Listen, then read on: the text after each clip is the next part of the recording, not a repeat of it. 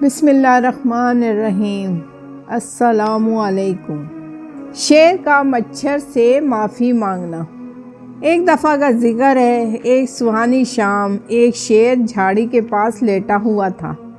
شکار کیے ہوئے ہرن کا گرم گرم گوشت کھانے کی وجہ سے اس پر غنودگی طاری تھی، اور اس نے جیسے ہی انگڑائی لی تو اسے خیال آیا تو وہ منہ ہی منہ میں بولا، اللہ میاں کا لاکھ لاکھ شکر ہے کہ اس نے مجھے اتنا طاقتور بنایا ہے کہ زمین پر کسی میں اتنی ہمت نہیں ہے کہ وہ مجھ سے لڑ سکے۔ اف، یہ مچھر کتنے بد نصیب ہیں جو ہر کسی سے ڈرتے رہتے ہیں، کیونکہ انہیں تو کوئی بھی مسل سکتا ہے۔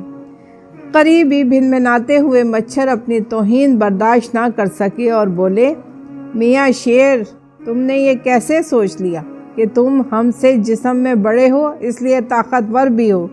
یہ ضرور ہے کہ ہم چھوٹے چھوٹے ہیں، لیکن پھر بھی ہم تم سے طاقتور ہیں۔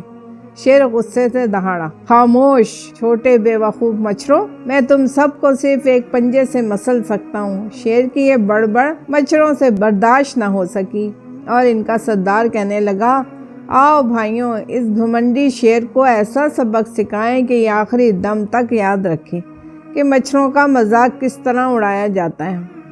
سردار کے اتنا کہنے کی دیر تھی کہ تمام مچھر شیر پر حملہ آور ہو گئے اور جگہ جگہ سے اسے کاٹنا شروع کر دیا۔ شیر نے اپنی پونچھل کے ذریعے مچھروں کو بھگانا چاہا، جب ناکام رہا تو پھر اس نے پہلے ایک پنجہ پھر دوسرا پنجہ، آخر پیٹھ کے بل الٹا ہو کر چاروں پنجے چلانے شروع کر دیے، لیکن اس سے بھی کوئی فرق نہ پڑا۔ یہ ضرور ہوا کہ وہ کچھ مچھر مارنے میں کامیاب ہو گیا، لیکن مچھروں کو اپنے سے دور نہ کر سکا، بلکہ مچھروں کے غول کے غول اس پر حملہ آور ہوتے رہے۔ اس طرح محسوس ہوتا تھا جیسے مچھروں کی بارش ہو رہی ہے۔ اب شیر اپنے منہ پر تھپڑ مار رہا تھا اور ساتھ ساتھ دانت بھی پیس رہا تھا، کبھی دوڑ کر ایک جھاڑی اور کبھی دوسری جھاڑی میں چھپنے کی کوشش کر رہا تھا، لیکن مچھر اسے مسلسل ڈنگ مار رہے تھے۔ آخر شیر نے محسوس کیا کہ وہ مچھروں سے نہیں لڑ سکتا اور نہ ہی انہیں ہرا سکتا ہے، تو چیختا ہوا بولنے لگا، میرے مچھر بھائیوں، مہربانی کر کے مجھے چھوڑ دو، آئندہ میں تمہارا مذاق نہیں اڑاؤں گا۔ میں سچ کہتا ہوں، خدا کے واسطے مجھ پر ترس کھاؤ۔ شیر کے معافی مانگنے پر مچھروں نے اسے چھوڑ دیا اور غبار کی مانند اس کے اوپر اڑتے ہوئے بولے، اے شیر میاں، آئندہ کبھی بھی غرور نہ کرنا، کیونکہ غرور کا سر ہمیشہ نیچا ہوتا ہے۔